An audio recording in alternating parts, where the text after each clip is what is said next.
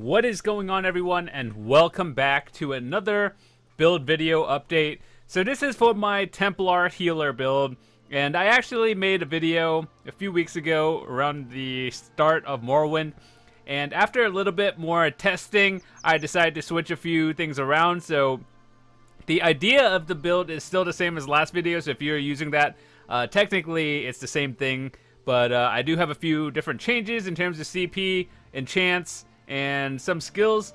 So I think this is more suited for PvE trials. Well, actually, PvE, PvP, I don't think it actually matters. Maybe switch a few morphs here and there, but overall, this works for both of them.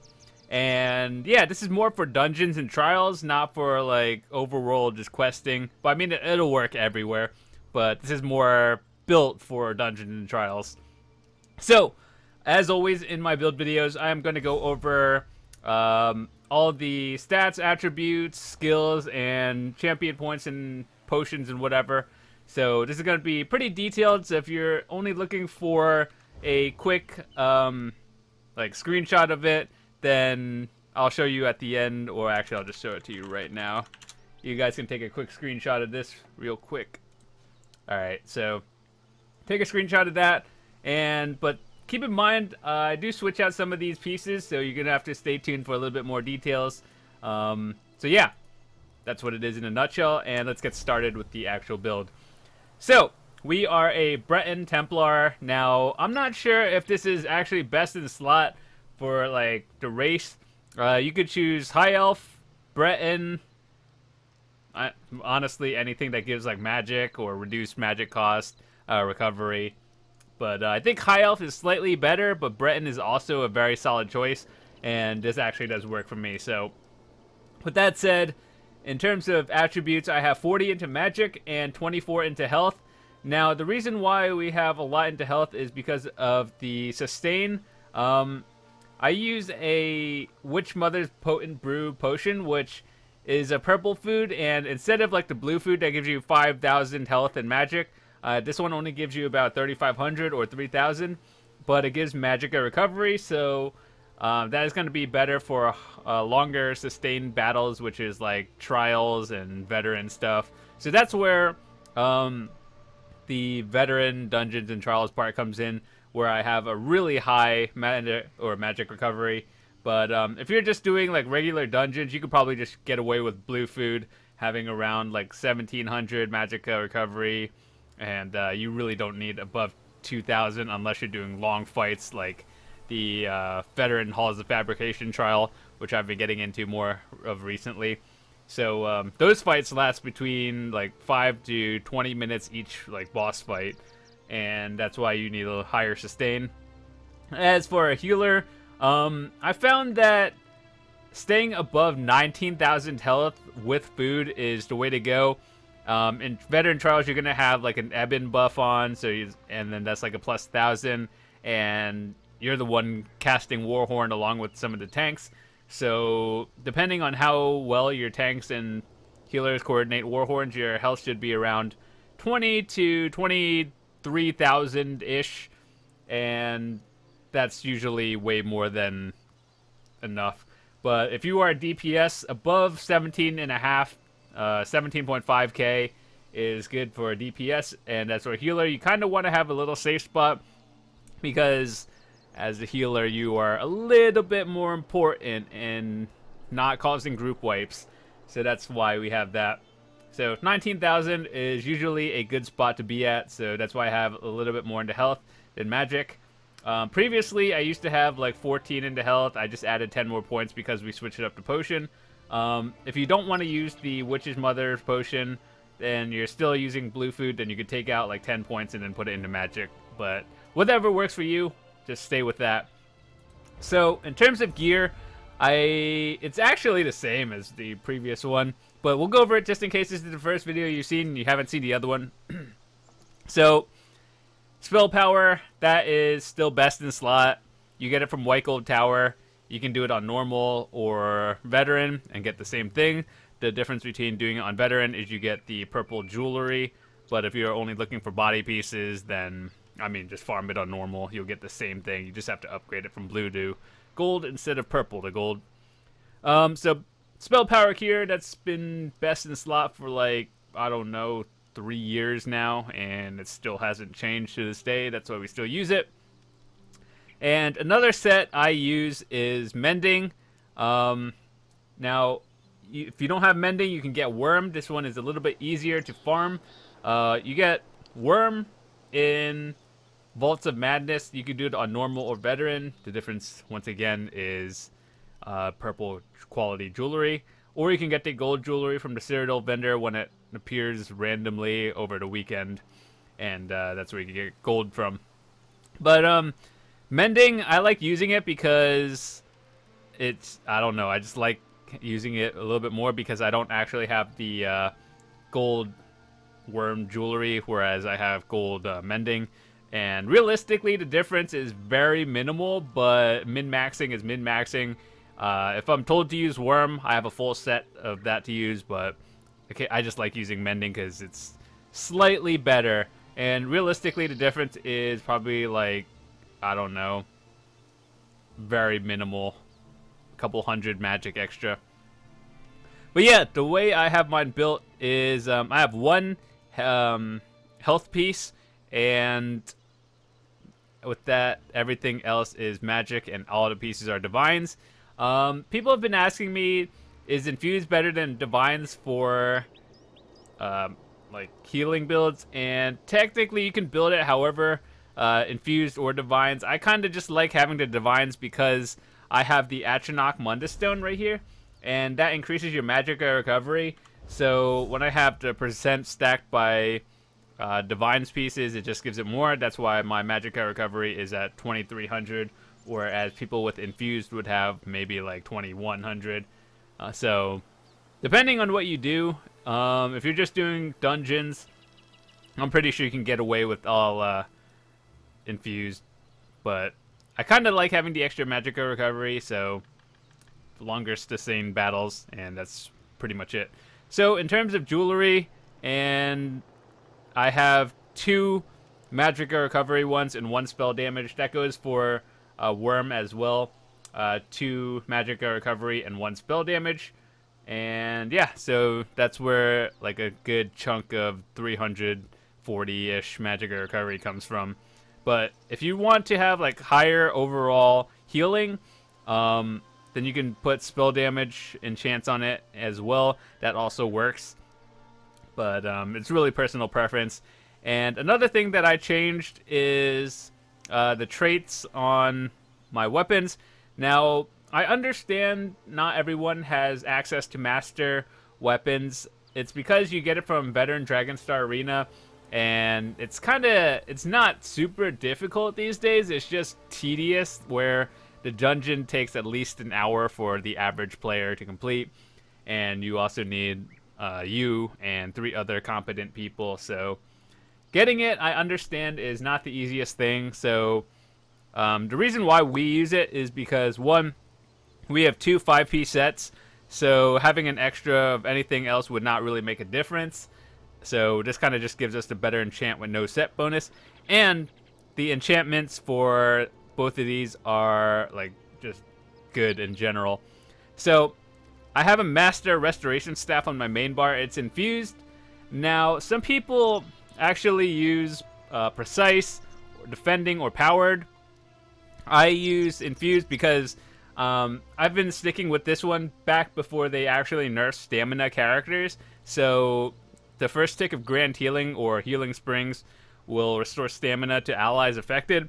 So I guess it's still good these days for like healing your tank and they get extra stamina, but realistically, I kind of just have infused because I don't have the other traits, I guess. And it's still good because infused gives you the extra magic instead. Like, it would be add 1,000-ish magic with it without infused, but with infused you get like 1,200 something.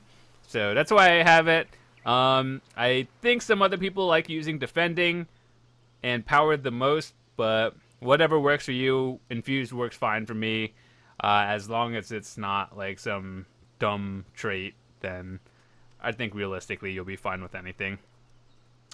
Now our back bar is our Lightning Staff, and I have a precise one because I don't have a charged one, and we just really use it because it's a lightning staff and it gives the extra magic when slotted. We don't actually use destructive touch, but I mean, if you want to use it for some reason, go for it.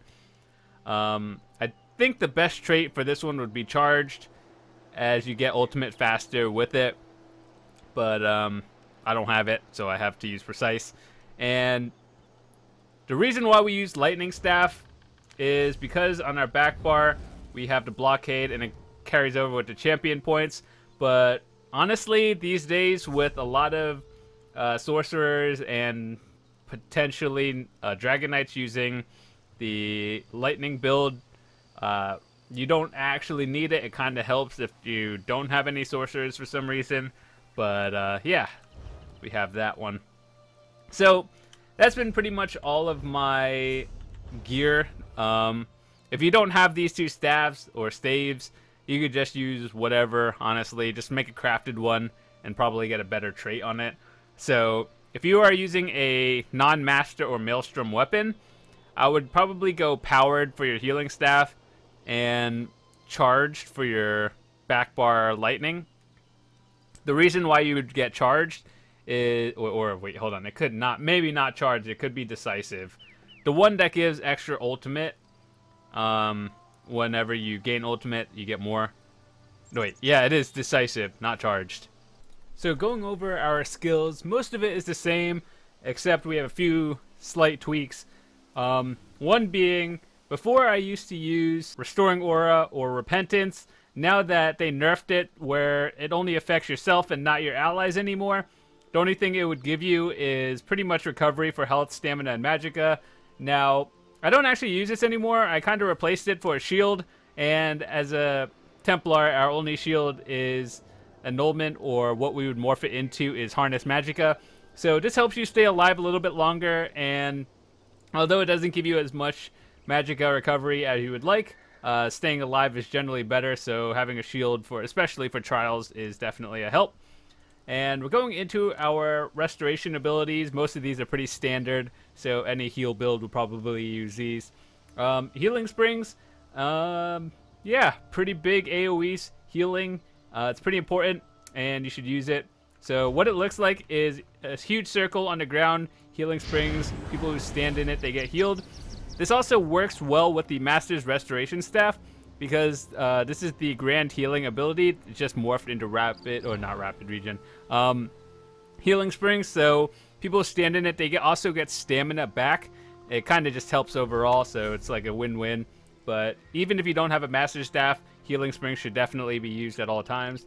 Combat Prayer, this one is a straight line heal ability, and what you do is, you see there's going to be a little line casting it straight down.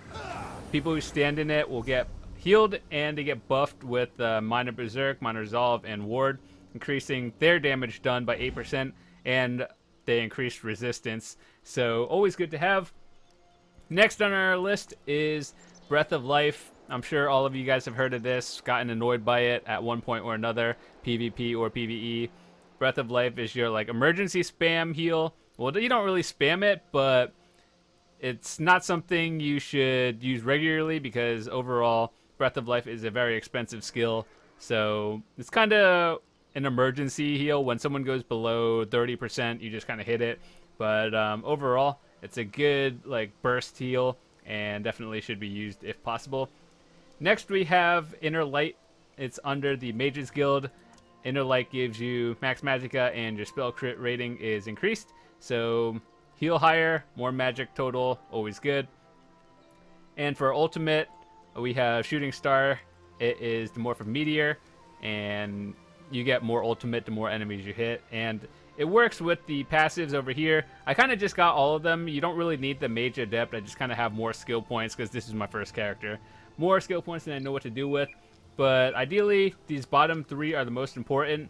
This one, actually, Magicka Controller is #1 priority. Then Might of Magic is #2 priority. And Everlasting, if you want to have it, it helps, but it's not really that important. So the reason why you get these passives is it increases your magicka recovery and your max total. So we have 2 skills. So it is 2% times 2, 4% for having both of these. That's why you have it. Next on our back bar, let's start off with number 1. We have, where is it? Luminous Shards. Now, the reason why it's Luminous Morphed is because after the Morrowind patch, or actually I think it was Homestead or Morrowind, I don't know.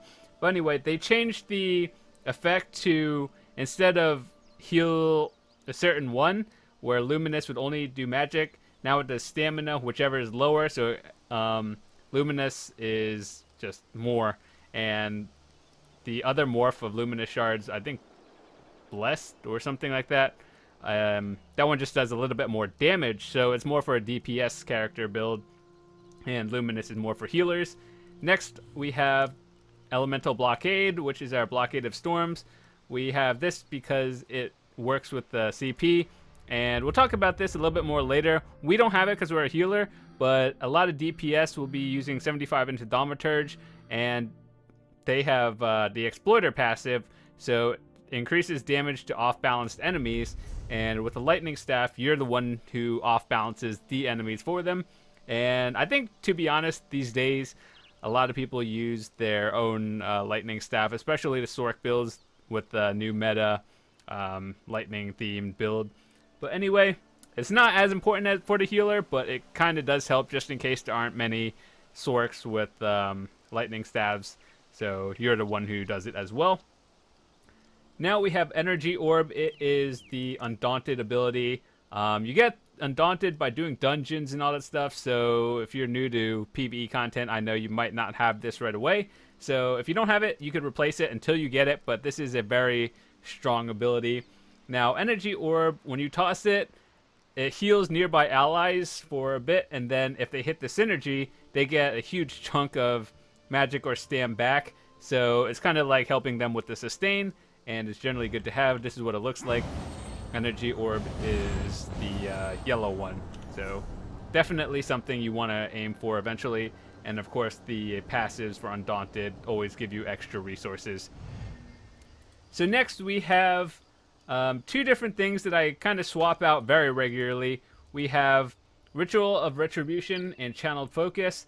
Ritual of Retribution is when I run Mending, and because every time enemies are in a circle when you have Mending on, they get debuffed, so that's what it works for a little bit better. But if you are running Worm, Channeled Focus might be a little bit better because you have the extra spell shield. So you stand in it. If you're the person running Worm, you would be running Channeled Focus a little bit more. It helps with survivability, and it gives you resistances. But if you are the person running Mending, then the Ritual of Retribution is the one you want to use. So after that is LE Drain. That is a very important skill. I'm sure all of you guys have heard this at this point. Elemental Drain reduces enemy resistances, or spell resistances, I should say, by about 5,000. So it's essentially like having a sharpened weapon.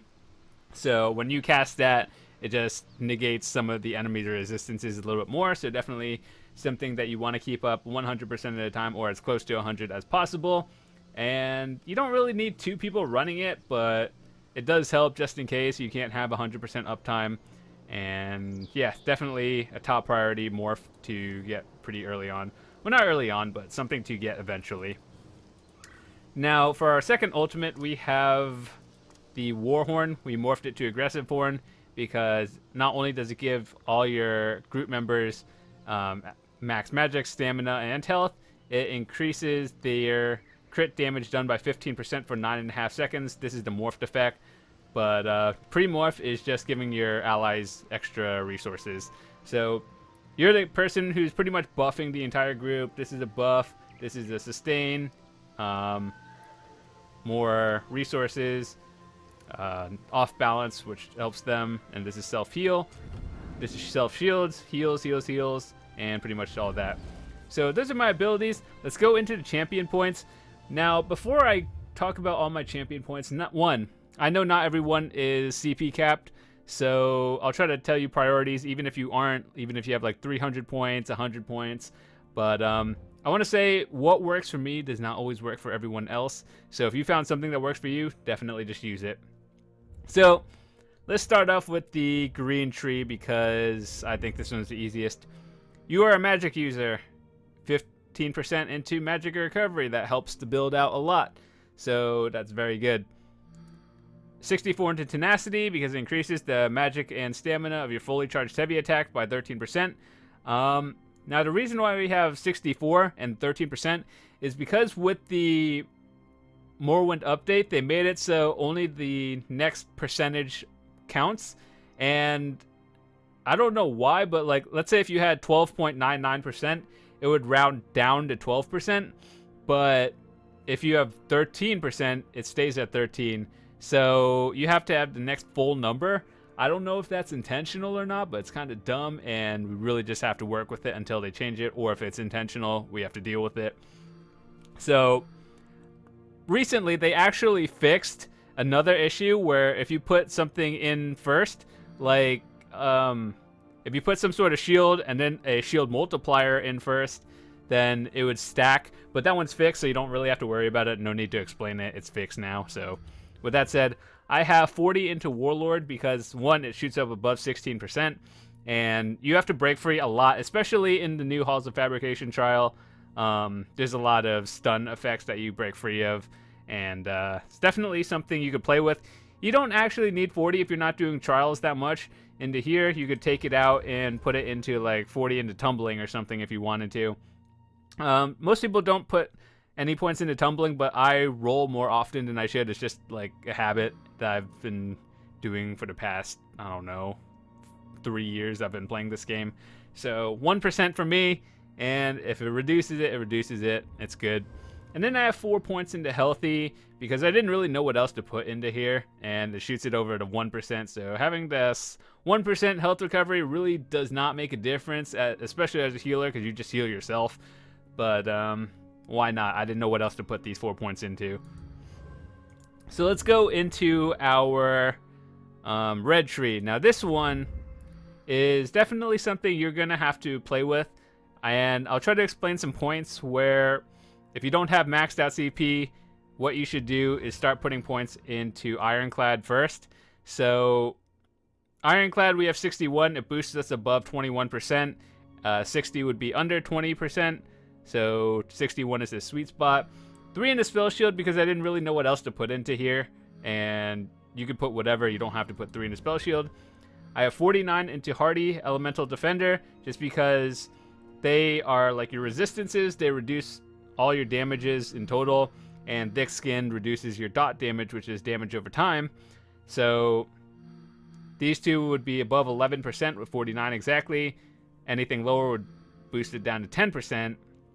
And then 48 is the above 18% point. So before pre-Morrowind, you would stack this above like 75, but it does not scale as well as it did previously because Ironclad is a very strong passive. So that's why we have more points into that and then lower into Hardy and Elemental Defender. But yeah, so this is definitely something you work on next. So let's say you are starting to build your champion points now. You want to start putting points into Ironclad first, and then start evening Hardy, Elemental Defender, and Thick Skinned all at once. So like, let's say you already have 61 points into here. What do you do next? You put 1, 1, 1, 2, 2, 2, and so on and so on. But you don't actually need to like have this the way I set it up. If you want like 10 into here, 5 into here, and then like, I don't know, 5 into here, as long as it reaches the next percentage, and eventually you'll get up to here, but you don't have to do 1, 1, 1, 2, 2, 2, and so on. You could just stack whatever the next percentage up is, and since they made it a little bit wonky, you're gonna have to play with that a little bit. Then we have nothing in here, so we're going on to our blue tree. This one's pretty straightforward. You're a healer, 15% increased healing done. You make sure people don't die, so 100% into there. Very good. Elfborn is 100 into here because it increases the damage of your healing and your critical strikes with Magicka abilities by 25%. So if you crit, you heal higher. Very good. And you heal more. Very good. Next, we have 10 points into spell erosion because I didn't really know what else to put into here. Ideally, I looked at all of these points, and just having like flat out spell penetration damage is probably the best choice. So having a flat 1000 damage if the enemy is not fully zeroed is just, I mean, free damage. You could put it into Elemental Expert if you wanted to, but that would only affect it if you're using your back bar lightning. So I think just overall spell penetration is the best choice of all of these. Or you could put it into Staff Expert, but I mean, it's none of these compared to just flat spell damage. So that's how I built my champion points. If you learned anything, blue tree, you want to start maxing Blessed first. Green tree, you want to put Arcanist first. Red tree, you want to do Ironclad first, and then build however you want. So yeah, that's pretty much how I did that. In terms of potions and food, the way I have mine built, as you guys can see, I have pretty stacked magic recovery around 2300. If you're a high elf, yours would be around 2500, but really like 150, whatever. So I have the Witch Mother's Potent Brew. It gives you less magicka and less health total, but it does give you your magicka recovery. That's why I use it. If you don't have this, you can always buy it from vendors, but if you don't want to use it, then you can use the standard blue food. It's also pretty much cheaper. Like, you can get 3 blue foods for the price of 1 purple, and yeah, I mean, this is really more just for late game stuff, but ideally you'll be fine with blue food. It's really just if you want to do longer trials and you're really serious about eventually doing veteran hard mode trials. So if you want to get this, it's good, but keep in mind your health is going to be a little bit lower, and if you have blue food, your health is going to be a little bit higher. So depending on what you're doing, you could readjust your attributes. So once again, let's just recap a little bit. If you're using the purple food like I am, I have 24 into here to make up for the blue lost health and magic, or well, actually just lost health, but in that case I have 24. But if you're using regular blue food, you could have 14 or less points into here and just dump everything else into magic. You would have a little bit more magic in total, like around 40,000, and you would have around the same amount of health, but you would have the less magic recovery, or under 2,000. So I've been doing a bit of testing, and whether you want more magic recovery or less, it's really up to you. The higher the magic recovery, the better off you'll be in veteran and or hard mode trials. But if you're just doing dungeons, I'm sure you can get away with like 1500 magic recovery or whatever. But it's really up to you and your playstyle. That's how I built mine. Those are my opinions. I think I talked about the item sets that I used. I used Spell Power Cure. That's #1 priority you should get as a healer. And then I also have Worm and Mending. So let me see. Hold on. Do I have another piece? Okay, so you guys can look at these. They're essentially the same thing. It's kind of an off comparison, though. Because, where is it? Well, anyway. Mending. I like running Mending a little bit more just because I get the 2% extra healing. Whereas the person with Worm, you don't really have to try as hard. Well, it really is the same thing. But you just heal a little bit less with Worm, but you get the overall better passive. And if you're running Mending, you're the one debuffing the enemies a little bit more. So it's really up to you whether you want. I think overall, what is it? Worm is a little bit easier to get because you can get that in Vaults of Madness. And that's just a dungeon. You can farm it in normal. I'm pretty sure if you are pretty competent, you can get itself, like, you can solo the dungeon. And Mending, you get from Etherean Archive. And the jewelry you'll get will be blue if you're doing it on normal, and purple on veteran. So, and, well, purple or gold on veteran. So, I also don't have gold worm rings, but if they ever sell it at the Cyrodiil vendor again, I'll definitely upgrade. So, eventually. But until then, I only have gold Mending. But overall, also another important thing is, do you want magic recovery or spell damage enchants? And I think overall the Magicka recovery is slightly better, but if you want to just flat heal a little bit higher, then spell damage is the way to go. But overall, another thing is infallible Aether. This is more for 4-man dungeons and trials like Dragonstar Arena and, I don't know, regular dungeons.